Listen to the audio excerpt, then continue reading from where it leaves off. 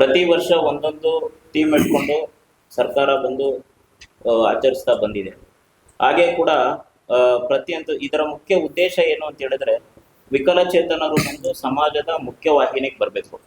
ಮುಖ್ಯವಾಗಿ ಏನಂತ ಹೇಳಿದ್ರೆ, ಒಂದು ಫ್ಯಾಮಿಲಿಯಿಂದ, ಅದಾದ್ಮೇಲೆ ಒಂದು ಸಮುದಾಯದಿಂದ, ಹಾಗೆ ಕೂಡ ಅವರ ಒಂದು ಹಂತ ಹಂತವಾಗಿ ಆರೋಗ್ಯ ಇರ್ಬೋದು, ಒಂದು ಜೀವನೋಪಾಯ ಇರ್ಬೋದು, ಶೈಕ್ಷಣಿಕವಾಗಿರ್ಬೋದು, ಸಾಮಾಜಿಕವಾಗಿರ್ಬೋದು, ಎಲ್ಲ ರೀತಿಯಲ್ಲೂ ಸಮಗ್ರವಾಗಿ ವಿಕಲಚೇತನರು ಬೆಳವಣಿಗೆ ಹೊಂದಬೇಕು ಅಂತೇಳಿ ಈ ಒಂದು ದಿನ ಏನಾಗುತ್ತೆ ಅಂದ್ರೆ, ವಿಶ್ವಾದ್ಯಂತ ವಿವಿಧ ಕಾರ್ಯಕ್ರಮಗಳು, ಉದಾಹರಣೆಗೆ ಎಷ್ಟೋ ಕಡೆ ಬಂದು ಕಲ್ಚರಲ್ ಪ್ರೋಗ್ರಾಮ್ಸ್ ಮಾಡ್ತಾರೆ. ಅದರಲ್ಲಿ ಸಾಧನೆ ಇರುವಂತ ಎಷ್ಟೋ ಜನ ವಿಕಲಚೇತನರಿಗೆ ಒಂದು ಅವಕಾಶ ಸಿಗ್ದಂಗಾಗುತ್ತೆ. ಕ್ರೀಡಾಕೂಟಗಳು ನಡೆಯುತ್ತೆ. ಇದೇ ಒಂದು 20 ವರ್ಷದ ಮುಂಚೆ ಬಂದು ಎಲ್ಲೂ ಕೂಡ ವಿಕಲಚೇತನರಿಗೆ ಪ್ರತ್ಯೇಕವಾದ ಕ್ರೀಡಾಕೂಟಗಳಿರ್ಲಿಲ್ಲ. ನಾನೇ ಕೂಡ ಶಾಲೆಯಲ್ಲಿ ಇರ್ಬೇಕಾದ್ರೆ ಎಲ್ಲರ ಜೊತೆ ಪಾರ್ಟಿಸಿಪೇಟ್ ಮಾಡಕ್ ಆಗ್ತಾ ಇರ್ಲಿಲ್ಲ ನಮ್ಗೆ. ಹಂಗಾಗಿ ಏನ್ ಮಾಡೋರು, ನಮ್ಮನ್ನ ಒಂದೇ ಕಡೆಗಣಿಸುವಂತ ಇದು ಕೆಲಸ ಇತ್ತು. ಈಗ ಏನಾಗಿದೆ ಅಂದ್ರೆ, ಪ್ರತಿ ಡಿಸ್ಟಿಕ್ಗಳಲ್ಲಿ, ಪ್ರತಿ ತಾಲೂಕುಗಳಲ್ಲಿ ವಿಕಲಚೇತನರಿಗೆ ಪ್ರತ್ಯೇಕವಾದ ಕ್ರೀಡಾಕೂಟಗಳು ನಡೀತಾ ಇದೆ, ಪ್ಯಾರಾಒಲಿಂಪಿಕ್ ನಡೀತಾ ಇದೆ. ಎಷ್ಟೋ ಜನ ಕೂಡ ಸಾಧನೆ ಮಾಡಿದ್ದಾರೆ.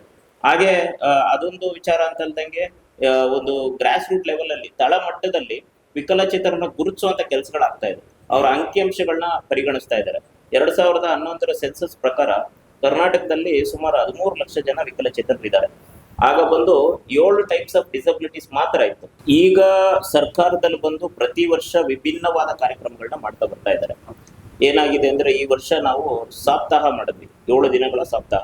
ನಮ್ಮ ನಿರ್ದೇಶನಾಲಯದಿಂದ ಬಂದು ವಿಕಲಚೇತನರಿಗೆ ಗ್ರಾಮೀಣ ಮಟ್ಟದಲ್ಲಿರುವಂತಹ ಅಧಿಕಾರಿಗಳಿಗೆ ವಿಕಲಚೇತನರಿಗೆ ಇರುವಂತ ವಿವಿಧ ಯೋಜನೆಗಳು, ರಾಜ್ಯ ಸರ್ಕಾರದ ಯೋಜನೆಗಳು ಮತ್ತೆ ಕೇಂದ್ರ ಸರ್ಕಾರದ ಯೋಜನೆಗಳು, ಮತ್ತೆ ಪಂಚಾಯತಿ ಮಟ್ಟದಲ್ಲಿ ಏನು ಸೌಲಭ್ಯಗಳಿದೆ ಅನ್ನೋಂತ ತಿಳಿಸುವಂತ ಕೆಲಸ ಆಗಿದೆ. ಎರಡನೇದಾಗಿ ಕಾನೂನು ಅರಿವು. 2016 ವಿಕಲಚೇತನರ ಕಾನೂನಿನ ಬಗ್ಗೆ ನಮ್ಮ ಪುನರ್ವಸತಿ ಕಾರ್ಯಕರ್ತರಿಗೆ ಮತ್ತೆ ಆ ಇಲಾಖೆಯಲ್ಲಿರುವಂತಹ ವಿವಿಧ ಅಧಿಕಾರಿಗಳಿಗೆ ಒಂದು ಅವೇರ್ನೆಸ್ ಮೂಡಿಸುವಂತ ಕೆಲಸಗಳಾಗಿದೆ. ಹಾಗೆ ಕೂಡ ಒಂದು ರ್ಯಾಲಿ ಮಾಡಿದ್ವಿ ಇವತ್ತು ವಿಧಾನಸೌಧದ ಮುಂದೆ. ಅದರ ಮುಖ್ಯ ಉದ್ದೇಶ ಏನು ಅಂತ ಹೇಳಿದ್ರೆ, ಆ ರ್ಯಾಲಿ ಮುಖಾಂತರ ಒಂದು ವಿಕಲಚೇತನರಲ್ಲಿ ಆತ್ಮಸ್ಥೈರ್ಯನ ಹೆಚ್ಚಿಸುವಂಥದ್ದು. ಎರಡನೇದು ಬಂದು ಜನಸಾಮಾನ್ಯರಿಗೆ ಇಂಪಾರ್ಟೆನ್ಸ್ ಬಗ್ಗೆ ಅರಿವು ಮೂಡಿಸುವಂತ ಕೆಲಸಗಳನ್ನ ಮಾಡ್ತಾ ಇದೀವಿ. ಪ್ರತಿ ವರ್ಷ ಮಾಡ್ತಾ ಇದ್ದೀವಿ. ಹಾ ಸರ್. ಈಗ ಮುಖ್ಯವಾಗಿ ಏನಾಗುತ್ತೆ, ಚುನಾವಣೆ ಸಂದರ್ಭಗಳಲ್ಲಿ ಇದಕ್ ಮುಂಚೆ ಇದ್ದಂತೆ ಇಲ್ಲ.